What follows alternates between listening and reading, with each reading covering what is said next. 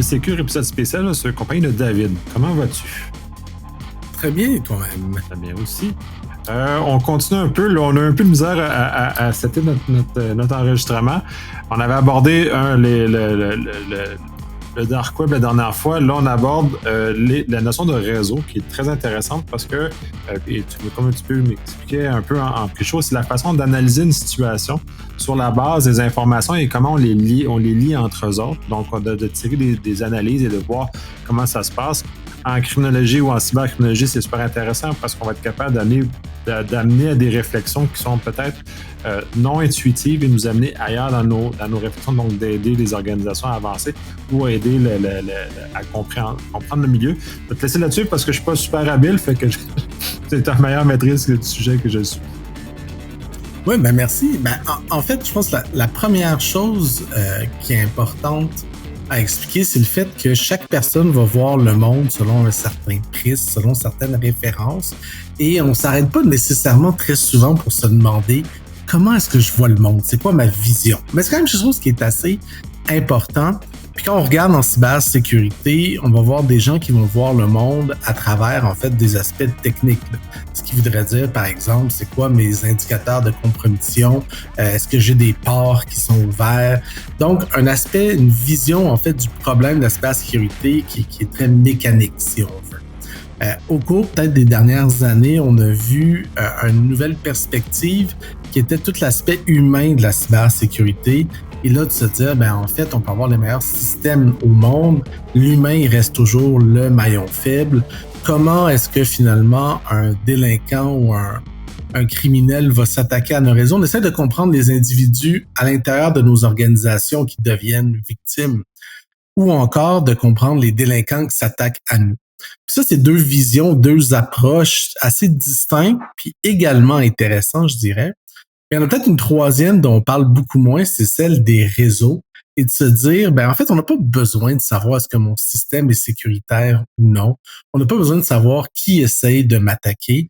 Ce que j'essaie de comprendre, en fait, c'est dans quel réseau est-ce que je suis et quelle est ma position, quel est mon rôle dans ce réseau-là. Et ici, souvent les gens instinctivement, si je te dis réseau, si on joue un petit jeu d'association, je suis convaincu que tu me dirais, réseau, c'est qui parle à qui, des réseaux d'acteurs. On est habitué avec ça avec les réseaux sociaux, Facebook et autres, Instagram. Mais il faut voir en fait que les réseaux sont partout autour de nous.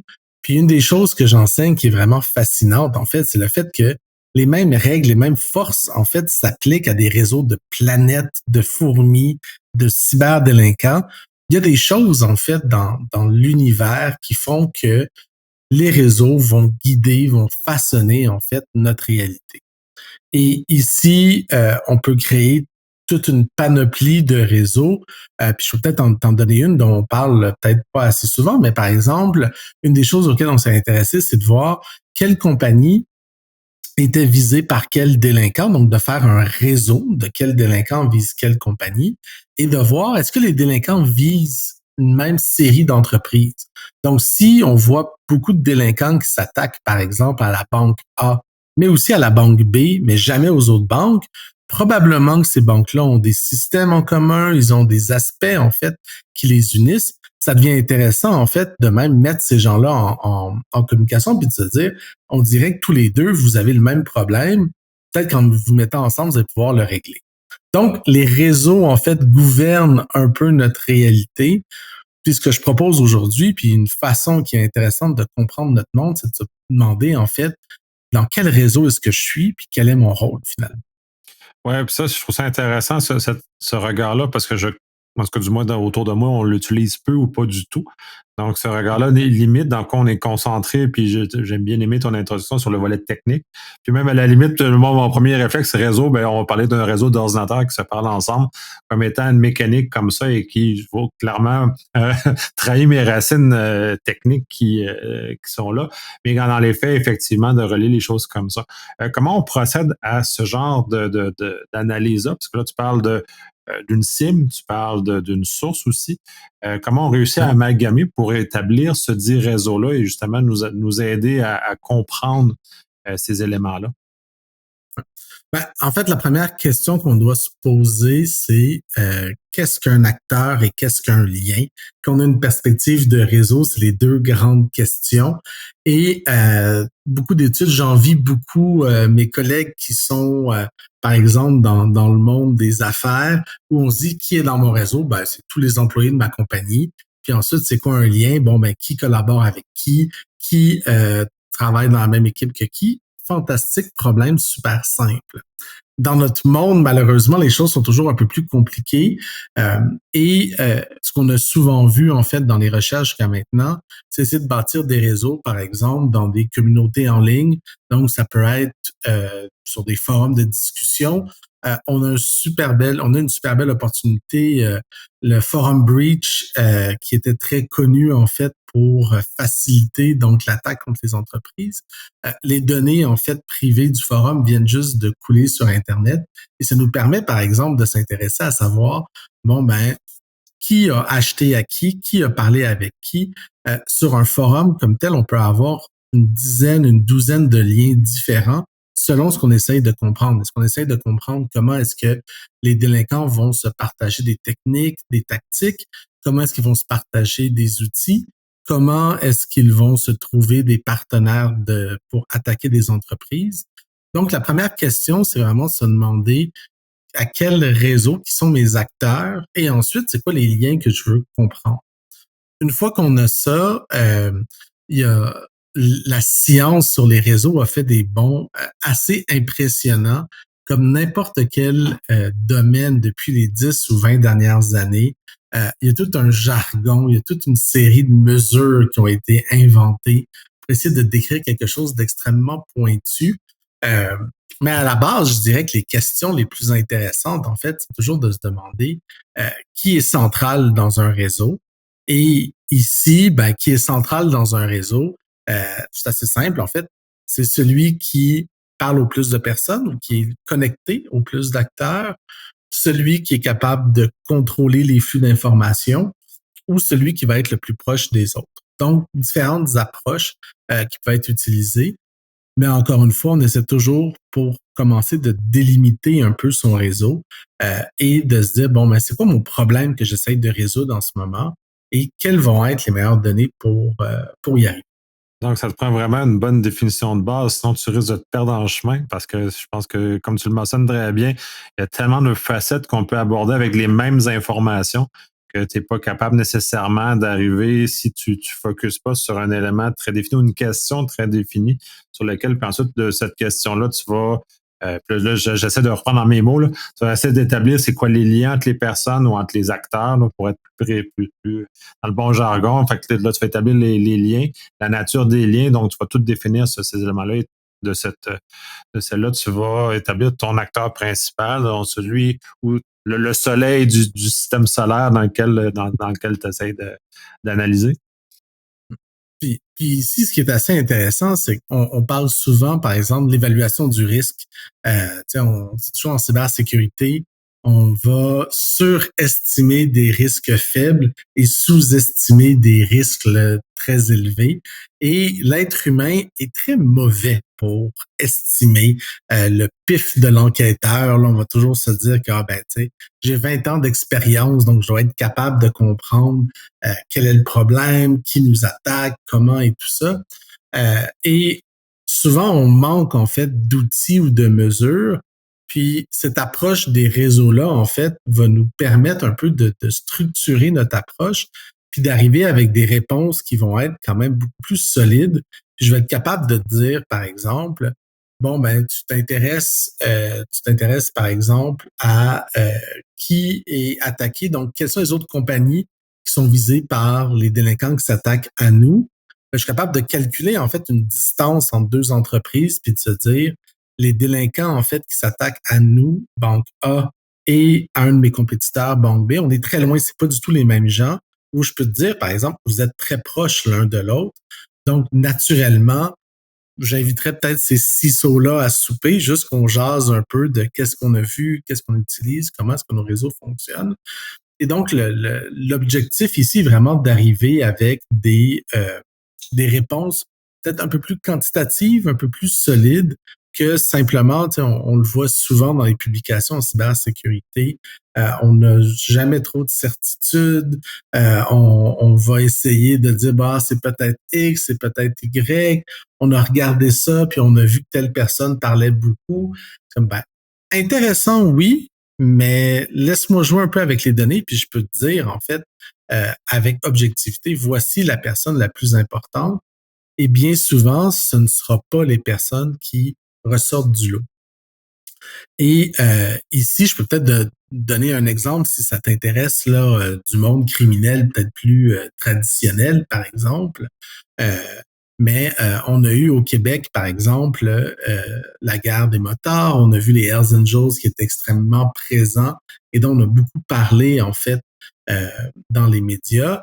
Ben, on se rend compte que quand on analyse les réseaux de motards avec leurs affiliés, avec les personnes indépendantes qui travaillent avec eux, et quand on regarde, par exemple, Bob Boucher, qui a été le leader des Hells Angels au Québec, ben, quand on le place dans un réseau, je veux dire, son importance n'est pas si évidente que ça.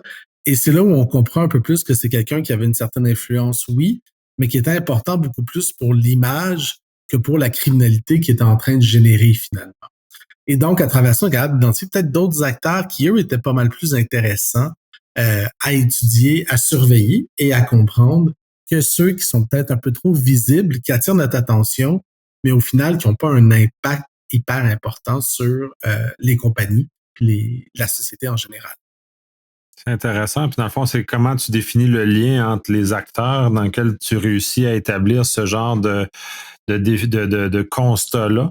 Puis j'aime bien le constat des crimes organisés parce qu'effectivement, pour moi, ça n'était qu'une image publique qui était attaquée et non le réseau. Comme tu dis, le réseau lui-même qui a été démantelé parce que c'est pas lui qui était nécessairement le maître d'œuvre ou la capacité du réseau de s'organiser. Mais c'est justement les liens, comment tu établis ça? Donc, il y a plusieurs façons, puis il faut vraiment, ça c'est une super belle leçon, les réseaux là, ils sont partout autour de nous. Les opportunités de collecter des données des réseaux, on s'en rend pas nécessairement compte, mais on a tous une quantité phénoménale de données auxquelles on a accès. Dans ce cas-ci, par exemple, ça peut être des documents de cours où on va voir qui a commis un crime avec qui. Ça peut être basé aussi sur toute l'écoute électronique. Un de mes collègues à l'université avait réussi à obtenir toutes les écoutes électroniques des motards et donc était capable de voir qui appelait qui, de qui est-ce qu'on parlait dans les conversations, puis d'avoir finalement une image quand même assez bonne de justement ce milieu-là. Euh, mais après, dans notre monde, peut-être plus en cybersécurité, il faut voir en fait que les réseaux, c'est quelque chose qui est très présent. Ça peut être de voir, par exemple, quand on a des attaques, ça peut être de scanner des ports. Bon, ben, quelle adresse IP a scanné telle cible? Bon, on est capable de bâtir des réseaux entre, bon, ben, certaines de nos machines, certains des attaquants, qui s'attaquent à qui. Encore une fois, ça peut être des communications en ligne. Donc, toutes ces forces-là, en fait, on peut les calculer. Et ça, c'est sans compter même pour ceux qui s'intéressent à améliorer. Souvent, on va essayer de protéger nos organisations, mais les réseaux, même un autre aspect qui est sous-utilisé, et il y a toute une littérature là-dessus, c'est de se dire comment est-ce qu'on peut améliorer nos propres organisations. Donc, de regarder, par exemple, à l'interne, dans nos compagnies à nous, comment est-ce qu'on est organisé, comment est-ce que l'information va circuler à travers nos réseaux internes, est-ce qu'on est capable de faciliter la circulation de cette information-là, la diffusion des bonnes pratiques, par exemple. C'est toutes des questions qu'on est capable de se poser, puis d'y répondre bien souvent, justement, en créant des réseaux, soit entre les délinquants eux-mêmes, soit entre nous à l'interne, donc nos propres employés, et même l'interface entre les deux par moment. De voir l'ensemble, oui. Puis de toute façon, puis j'aime bien le fait que tu parles des cybercriminels là spécifiquement, puisque c'est un univers qui a énormément changé dans les dernières années. Bon, dernières années, il y a quand même beaucoup, mais d'un point de vue où on était plus des loups solitaires il y a quelques dizaines d'années, on va dire ça. Et à maintenant, on est passé dans un contexte professionnel qui sous-traite ou qui traite différents éléments ou qui vont avec ces différents éléments-là des acteurs étatiques beaucoup plus présents maintenant qu'il l'était par le passé. Donc, ça vient rajouter énormément de complexité. Et malheureusement, puis j'aime bien l'exemple que tu donnais avec l'enquêteur, ça fait 20 ans. Oui, mais il y a 20 ans, justement, c'était pas le même milieu. Les choses ont terriblement changé. Donc, si on prend cette vieille grille d'analyse-là, c'est sûr qu'on va faire fausse route. Il faut l'adapter à une grille qui est beaucoup plus moderne, récente. Et donc, incidemment, comme tu le dis, avec des outils plus appropriés, donc les réseaux. Exactement. Puis, tu sais, justement, il faut le voir, en fait, même nous, puis c'est peut-être un conseil particulièrement pour ceux qui commencent, en fait, dans le monde de la cybersécurité. C'est important de comprendre, même dans notre propre organisation, on est un acteur dans un réseau et de comprendre c'est quoi notre rôle, c'est quoi notre position. Et bien souvent, on se demande comment ça se fait que telle personne a toujours des promotions. Comment ça se fait que c'est lui qui a toujours les mandats les plus intéressants? Comment ça se fait que, ben, on peut se demander toujours, bon, est-ce que c'est le neveu du patron? Ça, c'est toujours l'aspect peut-être plus psychologique. Mais encore là, il y a un aspect social assez important, mais toujours de se dire, OK, mais dans mon réseau, moi-même, dans mon entreprise, c'est quoi le rôle que je joue? C'est quoi ma position? Comment est-ce que les gens m'évaluent, en fait? Euh, Puis, il y a eu beaucoup de recherches qui ont été faites, par exemple, à savoir, on va aller dans une entreprise, puis on va demander aux gens, quand vous avez un problème, à qui allez demandez-vous, à qui allez-vous demander conseil? Et on est capable de voir, par exemple, que ces personnes-là, que tout le monde va voir pour avoir des conseils, ben, c'est peut-être elles qui vont avoir des promotions, qui vont être plus visibles, qui vont monter plus rapidement.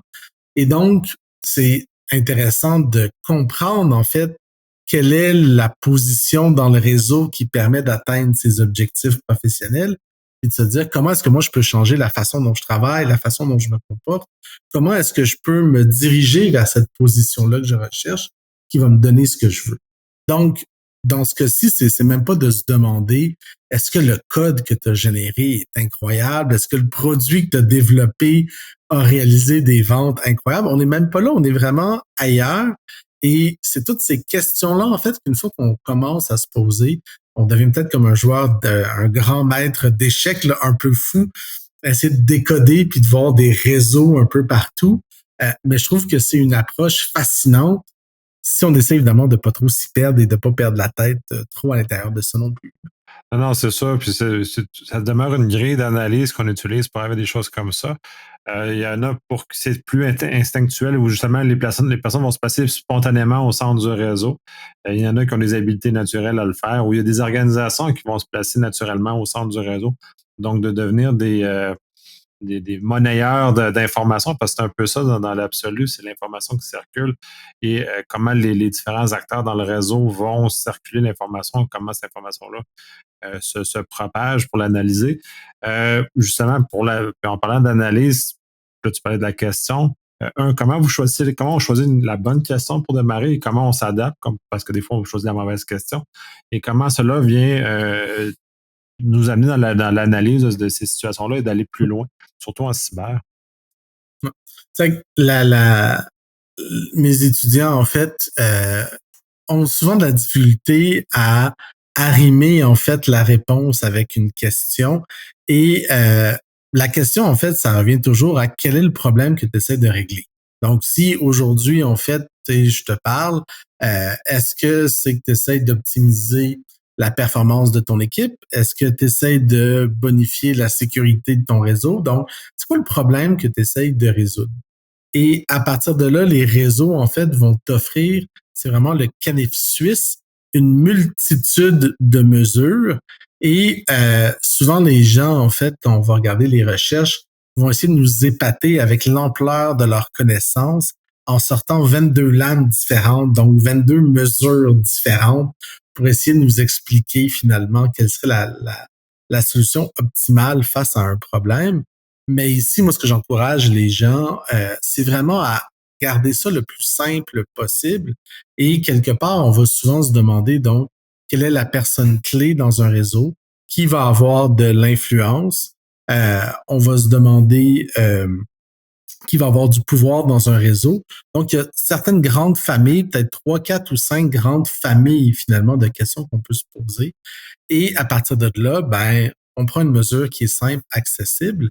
Et il y a plusieurs outils. Je peux nommer par exemple Gephi, Gephi, qui est open source, qui est gratuit, qui permet de faire des graphes. Vraiment, vous allez avoir l'air d'un prix Nobel en utilisant un outil comme ça, qui nous permet très rapidement et très facilement, en fait, de bâtir des réseaux et de les afficher. Puis je pense qu'on naturellement, on a quand même un très bon instinct. Donc là, j'ai pas de réseau à te partager ni à nos auditeurs.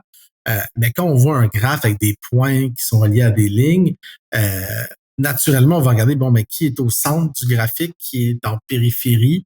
On est capable de voir qui a beaucoup de lignes, qui a peu de lignes, donc qui est peu connecté aux autres. Puis je trouve que c'est une approche puis une méthode qui peut être très, très, très technique si on essaie de se la jouer technique, mais en même temps, la base reste quand même assez simple. C'est qui le point dans le milieu du graphe et qui a le plus de lignes. Et déjà, je te dirais que, un peu comme quand on fait du machine learning, tu sais, t'es à 95% du chemin. Puis oui, si tu veux faire le dernier 5% est plus douloureux pour arriver avec un outil de classification qui est extrêmement précis. Mais tout le monde est capable, en fait, de faire un petit outil assez facile. Est-ce que c'est un chat ou un chien? Est-ce que cette personne est centrale ou non? Je te dirais qu'on est peut-être au même niveau de complexité. Et si on commence à jouer un peu, à collecter un peu de données de réseau, de les représenter, on est capable de déjà, en fait, voir, OK, voici les questions que je me pose. Est-ce que un réseau pourrait m'aider à y répondre? Ouais, puis l'usage de visualisation aide énormément à comprendre ou avoir, à repérer, comme tu mentionnes, le point fort dans le réseau et donc de guider les dites questions parce qu'une fois qu'on a ça, on est capable d'aller plus loin. Mais ça revient toujours un peu comme tu mentionnes, c'est quoi le problème? Et par expérience, moi, peu de gens savent ce qu'ils veulent. Puis, et où ils se perdent un peu, comme tu le mentionnais aussi, en chemin avec trop d'outils, où ils essaient d'aller trop loin pour un peu épater la galerie, en quelque sorte, j'imagine. Ils sont pas capables de revenir sur le fondamental de ce qu'il y a en phase 2 et d'aller plus vite. Puis probablement que les graphes doivent peut-être probablement aider à guider la réflexion davantage que nous perdre dans des chemins trop loin, là. Et je dirais que notre plus gros défi quand on parle de réseau aujourd'hui, c'est malheureusement la puissance computationnelle. J'ai pas encore joué avec les dernières puces d'NVIDIA pour voir à quel point est-ce que ça peut régler tous ces problèmes-là. Mais évidemment, quand on a un graphe où on va avoir, par exemple, 10 000 acteurs, bon, ben, ça va être assez difficile de faire du sens dans une image où il y a 10 000 points. Ça devient plus difficile. Il faut peut-être avoir des expériences, des techniques un peu plus sophistiquées pour être capable de vraiment bien communiquer. Il faut voir donc que la puissance de calcul qui est requise, qu'on arrive dans des gros graphes, est quand même significative. Donc, si je te dis, par exemple, dans un graphique, quelle est la distance la plus courte entre deux personnes? Donc, quel est le chemin le plus court si je veux que la personne A communique avec la personne B?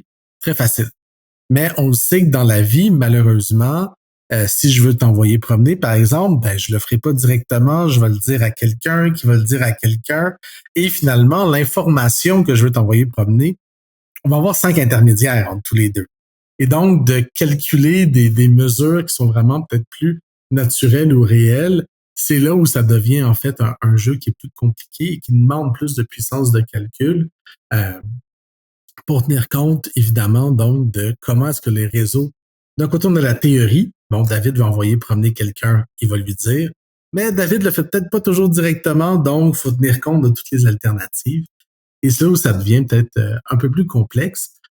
Mais il y a quand même moyen, je pense, de simplifier les problèmes, d'avoir des réseaux qui sont quand même de taille relativement limitée. Et pour ceux qui veulent se familiariser avec tout ça, il y a plein de façons de le faire. Là. Juste le midi, quand vous allez manger en équipe, qui parle avec qui? Déjà, juste dans notre propre équipe, puis au bout d'une semaine, on a accumulé plein de petits points de qui parlait avec qui.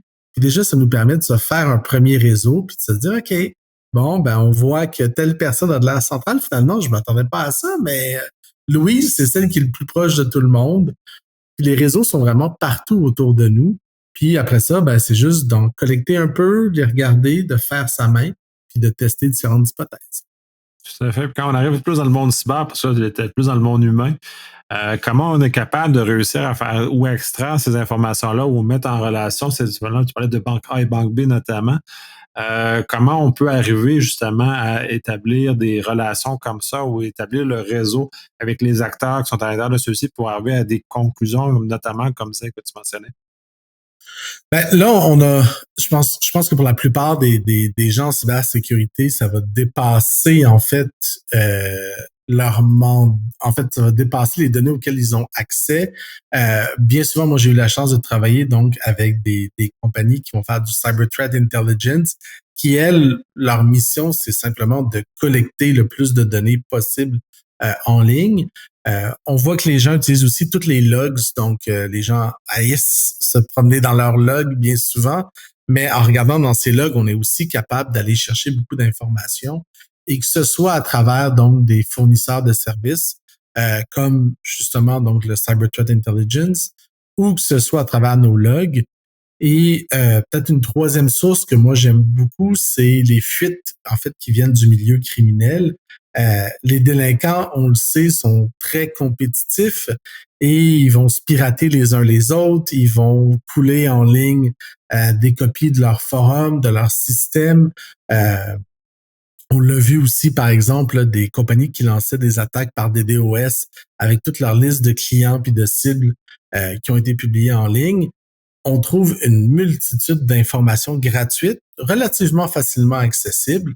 Puis à partir de là, c'est assez facile, en fait, de faire des recherches puis de se dire, bon, ben, dans tous les messages sur un forum, je vais prendre, par exemple, le Fortune 1000, puis je vais regarder qui parle de telle entreprise en me disant que probablement s'il en parle, c'est qu'il y a un intérêt pour l'attaquer s'il le mentionne dans un forum de criminels. Et donc, on est capable de faire des liens. Bon, ben, OK, telle personne mentionne telle compagnie, probablement qu'elle veut l'attaquer. Et là, OK, qui d'autre mentionne les mêmes compagnies que lui? Donc, on peut, en fait, sans avoir à débourser là, des millions de dollars en Cyber Threat Intelligence, aussi se faire la main, puis tester certaines hypothèses, puis se demander, OK, est-ce que le nom de ma compagnie est mentionné par qui? Puis est-ce qu'il y en a d'autres dans mon industrie qui ont un profil similaire? Est-ce que nous, on est différents des autres? Toutes ces questions-là, en fait, on peut y répondre avec un après-midi, un peu de Python et probablement une bouteille de vin ou deux pour stimuler la réflexion. Ouais, c'est c'est important de stimuler la réflexion. Euh, Puis justement, ben là, c'est un peu où je m'en allais, c'est comment tu fais pour mâchouiller l'information pour qu'elle soit traitable dans des réseaux, dans des graphes, parce que tu sais, naturellement, du texte libre, c'est très difficile à traiter. Des logs, dans certains cas, on est capable de mettre des clés communes, donc de créer des acteurs dont une adresse IP va devenir un acteur, ou un point de jonction qu'on est capable de faire, puis ensuite d'établir les relations entre les composants. C'est des trucs particuliers que tu utilises ou qui facilitent les choses? Encore une fois, il y a plein d'algorithmes, puis Python, en fait, est un langage magnifique pour ça. Même si je vais toujours rester team PHP, mais bon, faut vivre dans son temps maintenant. Euh, les packages qui sont disponibles sont très faciles à utiliser. On parle de NER, pour reconnaître certaines entités. Donc, de se dire, bon, ben, comment on fait la différence entre Apple, le fruit, puis Apple, la compagnie? Bon, ben, il y a plein de packages aujourd'hui qui nous permettent de faire la différence entre les deux et donc d'être capable dans un corps de texte, d'être capable de détecter, bon, ben, voici des noms d'entreprises, on sait qui a mentionné ces compagnies-là et on le voit de plus en plus même avec les LLM, en fait, d'être capable même d'avoir des informations puis d'avoir des sommaires, en fait, sur ce dont les gens parlent. Donc, les outils sont tous là. On peut garder ça très simple.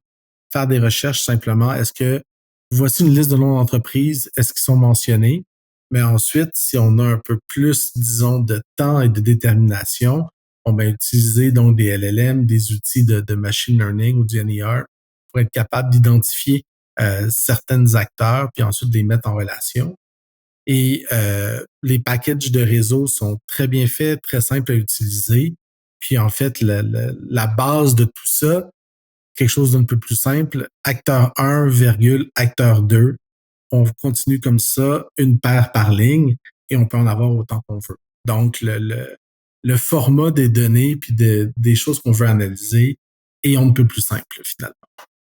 Très intéressant. Moi, ça fait le tour de ma chose là-dessus. Est-ce qu'il y a des choses qu'on n'a pas abordées que tu aimerais discuter?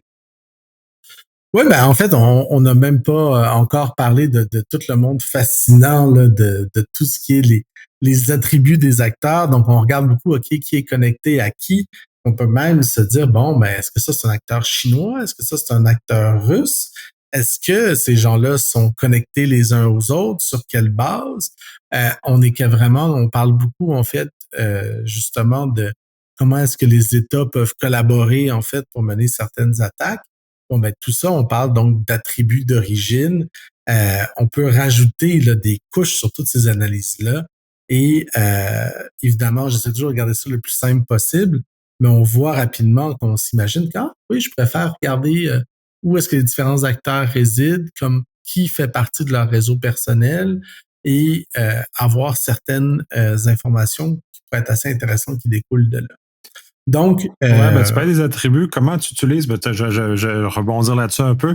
Comment tu utilises les 10 attributs? Parce que là, tu viens amplifier la valeur d'un acteur dans un réseau en termes de richesse de ces informations. Donc, tu vas créer d'autres réseaux qui vont relier et qui vont mener à d'autres choses.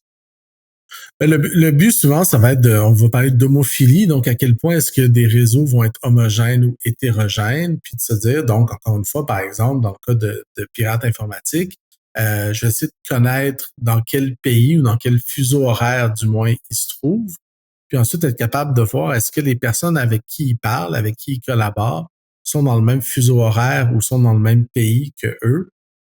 Puis tu sais, ça peut même être quelle est la langue que la personne utilise. Bon, ben, est-ce qu'il y a des acteurs? Puis moi, ça m'intéresserait, tu sais, dans un forum comme Exploit ou autre, les acteurs sont capables de communiquer en mandarin, en russe, puis en anglais. C'est comme, ah, OK, ça, c'est peut-être quelqu'un, tu sais, qui a un réseau qui est très hétérogène, très diversifié.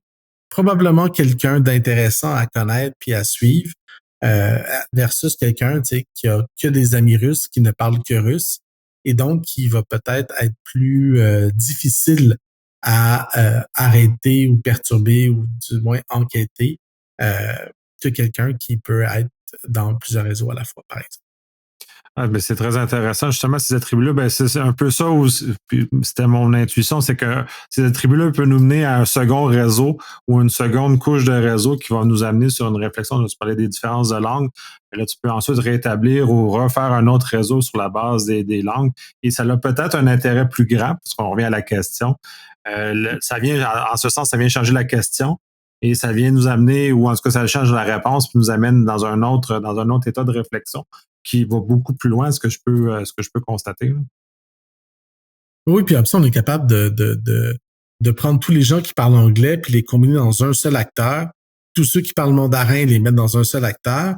Puis tout d'un coup, en fait, on a un réseau de quelle langue communique avec quelle autre langue. Puis on est capable de voir, il y a peut-être des liens forts entre les Russes et les Chinois, des liens forts entre les Portugais puis les Allemands. C'est comme, OK. Puis là, on est capable de bâtir un peu une carte de la géopolitique de la cybersécurité, simplement avec un papier de crayon, un papier, un crayon, puis des petits points et des lignes. Euh, Moi, tu vois, encore une fois, je trouve ça absolument fascinant. Ah, ben absolument. C'est justement dans le fond, c'est comme tomber dans le trou, puis là, au final, tu es constamment en train de réenrichir et de retrouver d'autres réseaux et créer d'autres éléments comme ça. C'est que, en ce sens quasi infini, là, dans lequel on peut descendre, on peut creuser, là, c'est super intéressant. Là. Tout à fait, tout à fait. Et donc, il faut remonter à la surface de temps en temps, mais disons qu'on profite de chacune de nos plongées d'ici là. Parfait. Ben, merci beaucoup. C'est un bon tour d'horizon de comment ça fonctionne. Ça me donne l'impression qu'on va probablement réaborder le sujet sur un angle peut-être plus, justement, on va plonger pour prendre ton analogie, puis aller peut-être dans des cas d'études un peu plus spécifiques et plus là, parce que là, on est vraiment dans un état plus général. Ben, ça me fera plaisir et merci de m'avoir invité à nouveau pour le podcast. Merci.